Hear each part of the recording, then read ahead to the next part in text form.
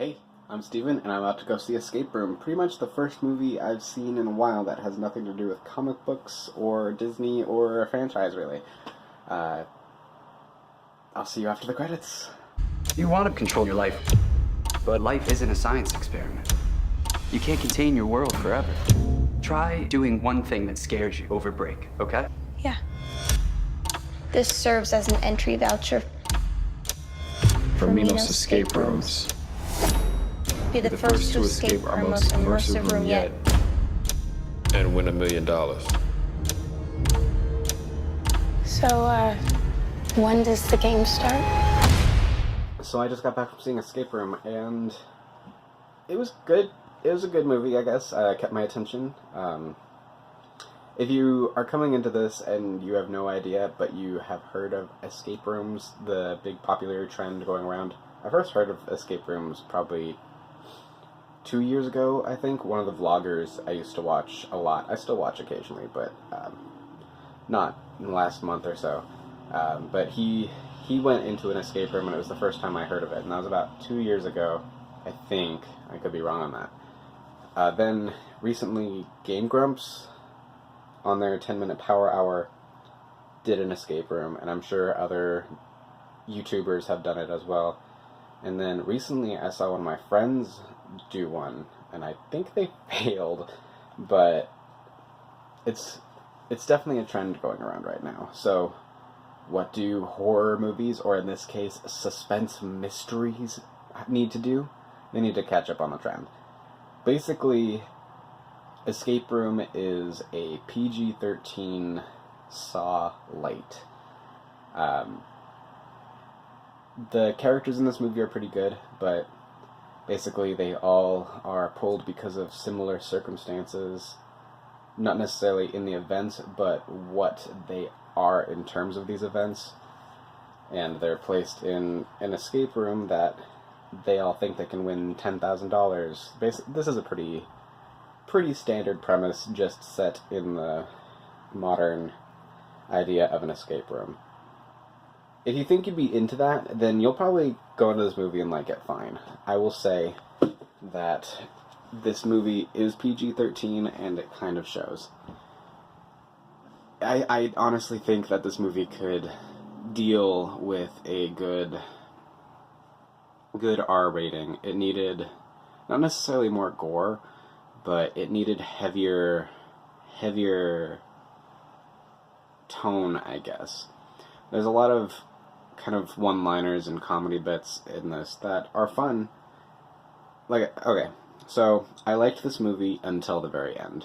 The twist that they throw in it is not very entertaining, but the characters, you do want to see them live. I don't think there's a character that is evil in this bunch. Like, it's all circumstances, and they all have some sort of post-traumatic stress that is making them act in certain ways.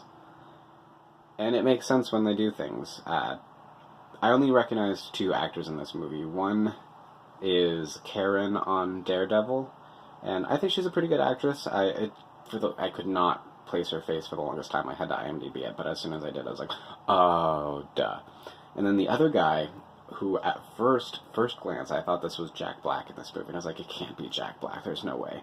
After about 5 minutes, I finally realized, well, he's a character on one of my favorite shows that got ended way too soon. He plays Sock on Reaper, and I really loved that show. If anybody knows Reaper, or doesn't know Reaper, I would recommend checking it out. It's only 31 episodes long. I can't think of what else to talk about this movie. The puzzle rooms are pretty creative. You see, just in the trailer, I can explain a couple of them. You see this room that turns into an oven. You see, I think in the trailers as well, you see this like snow landscape that you discover. It looks like it's outside, and it's actually a room. And they start off in a cabin in there, and it's all good. I think the only other one you see really in the trailer is this upside down bar/billiard room. And all these were really, really creative. I really liked everything they did. None of this movie is that scary. I can't imagine anybody going into this and not being able to handle it fear-wise. the one thing that kind of got me is one of the rooms has drops. Like, the floor comes out, and you see how high up they are, and it's... I can barely do the Tower of Terror, or now the Guardians of the Galaxy Mission Escape in Disneyland, because you can see the drop and everything. It reminded me of that, but lighter, because it's a movie. That's the one part that got me, and that's just because I have a fear of heights / falling a long ways. But you don't want to see these characters die, and unfortunately, because it's a suspense movie, characters die. And you can kind of predict who is going to and who's not. This movie kind of starts off a little Sunset Boulevard-y, if you know what that means. Not in a really complex way. Sunset Boulevard is my favorite all-time movie, so I'm not giving it that much credit. But I will say, man, I don't have a lot to talk about this movie, so this review is going to be probably a bit shorter. The movie's strongest point is its creativity in the rooms, and the fact that you don't necessarily want these characters to die. None of them you feel are super fleshed out, but they're fleshed out enough, considering this movie is only about an hour and a half. The ending sucks. It kind of sucks.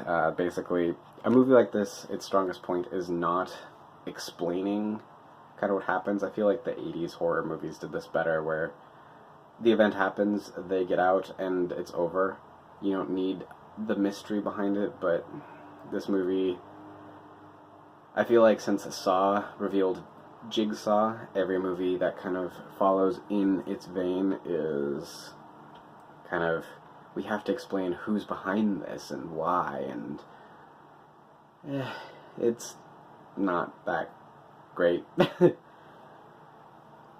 Honestly, up until the ending, I was giving this movie probably a good solid 7 out of 10. Like, it was entertaining enough to recommend.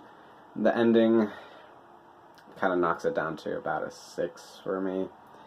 I think it's worth seeing if you think an idea of a suspense movie about escape rooms sounds fun. Horror movies, like their trends, like there's It Follows, and there was some social media one where it like comes through the internet or something, I don't remember. But things like that, there's good trends out there. There's not what I'm saying is horror movies like to latch onto these trends, and this one was no different, and if you think you'd like it, you'd probably like it. If this doesn't interest you, I can't say it will sway you. So, giving this movie a 6 out of 10, and there's nothing after the credits, so don't worry about it. I will catch you at the movies.